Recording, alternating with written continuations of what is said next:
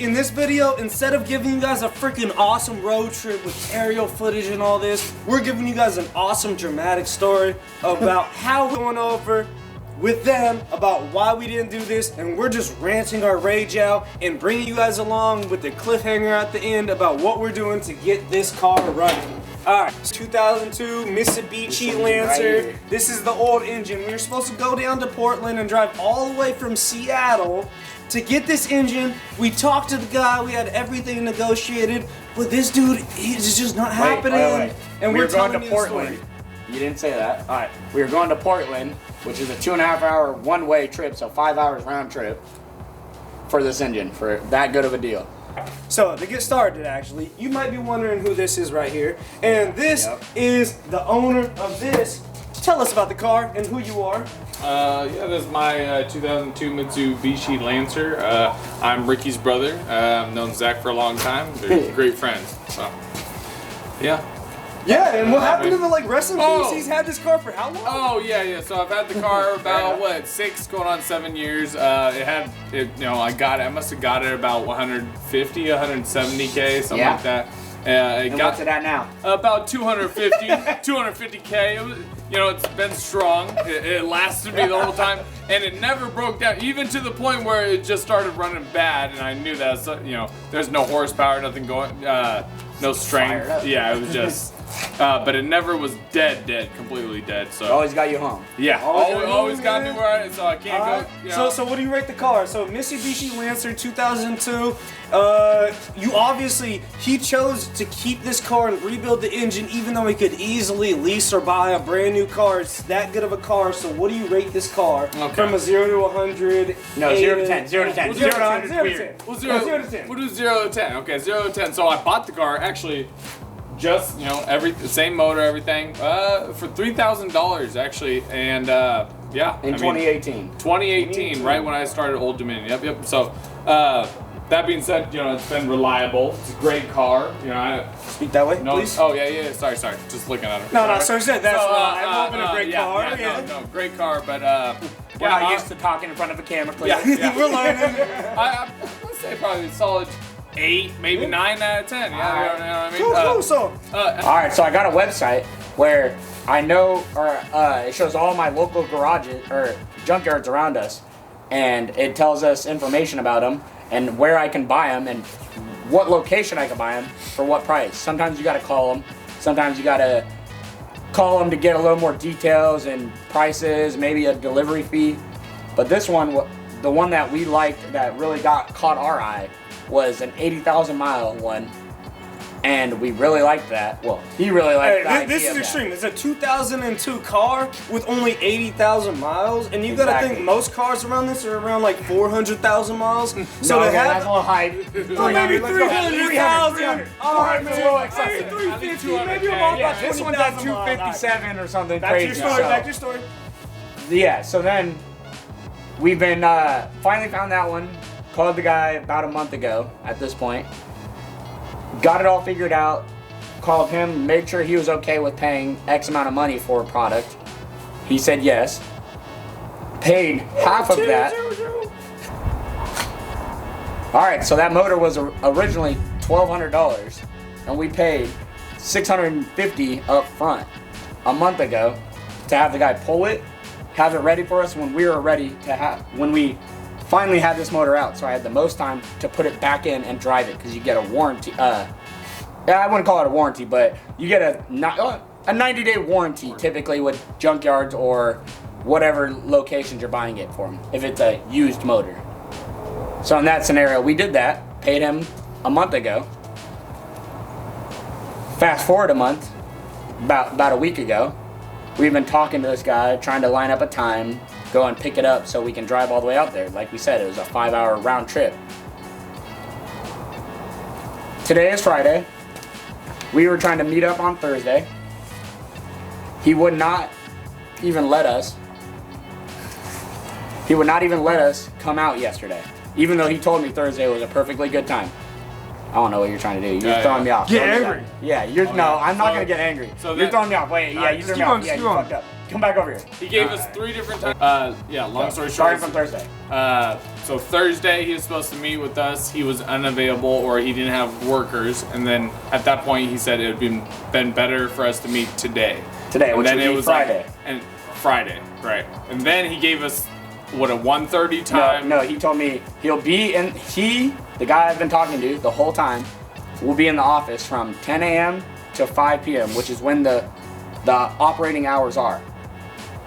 So I worked my full day. These two both took their days off and to go to their 5-hour round trip to figure this out.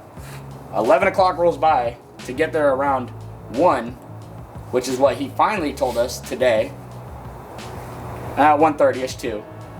And I call him, I say, we're about to leave right now. He goes, wait a second. We're having some problems. He had fired some employees. Right, 3 seconds, go. He was sick. He had appointments at this point. So you guys gonna say everything?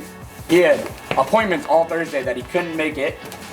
So he reschedules for Friday. Friday comes over. He rescheduled twice on Thursday, by the way. Friday morning, which is today, he rescheduled 3 times. 10:30, 1:30, 2:30. We have to leave 3 hours in advance just to get there in whatever time he gives us. So, 2:30 time frame would have been we leaving at 11.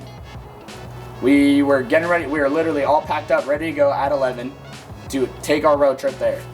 And he calls me 10 minutes before that, and he tells us 3 different things. He has employee problems, medical problems, forklift problems, which I thought was weird. I didn't even hear a forklift was a problem. Every problem you can think of. Oh my God. So I kind of start getting mad. I've already been mad since I took 2 days off of my free time to do this. And he just keeps pushing me off. I'm sorry, brother. I'm sorry, brother. We can do it tomorrow. We can do it tomorrow. Well, that's the second day you've already told me this, is what he said. Yeah. So now, today, he tells me the last time I talked to him was, you can come to tonight, which would be Friday, tonight at 5:30, and on their website it shows that they close at 5. So we're already confused. Yeah. But we're still willing to do that. We are still willing to do that. We already planned a whole day around this to go and get this engine.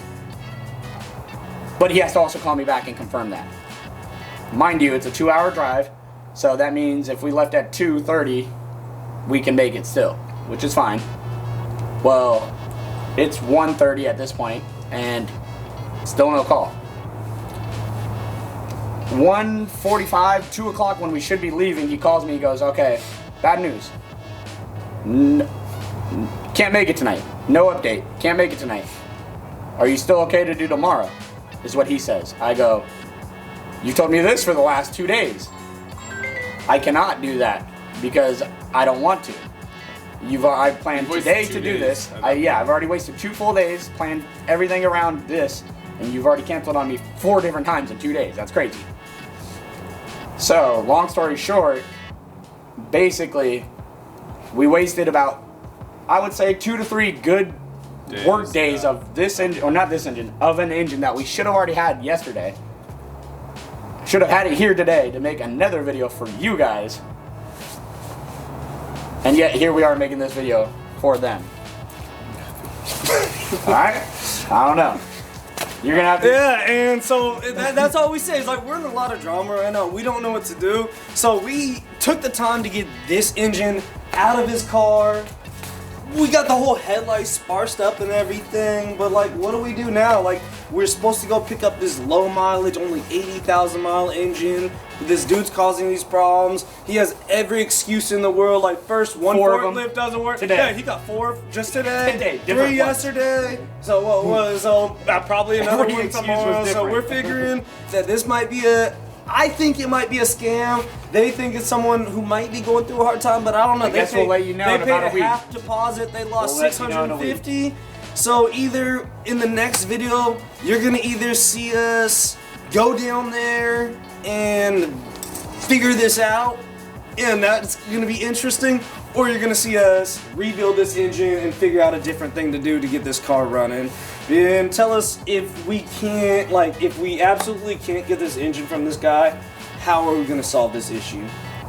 Okay, guys. So now we figured out, and we're telling you guys what the drama's going on and why we don't have a new circumstance engine we're or a in. road trip for you guys as we promised, and an engine to put in this car. We have to have a plan for what's next because we can't stop with this having no engine, a car not running on stands. So now we're gonna go into what are we doing next? Like, okay, if we're brainstorming, if we don't end up getting this engine tomorrow, this dude keeps making up excuses. What are we doing? I would say, you know, at this point, you know, 80,000 was the lowest mile Lancer motor we were able to find. Outside of that, it would jump to 120, and then anywhere from 150. But the problem with that was they were all from the same junkyard, so we're not getting those ones at this point. Yeah. And those were all great low miles. I would say anything outside of that was what, 150? 150, 200, 163, 174. Right. At 1,000, by the way, 174,000. Yep. At that point, it made, you know, after thinking about it, and you know, I do have a car right now. It didn't make no sense to throw in a 150,000 mile engine into, you know, put in all that work as opposed to just, you know, let's just rebuild it at that point. I think we're gonna move towards that direction now and just try to rebuild it. So hopefully we'll either be rebuilding this one or the one I have in my garage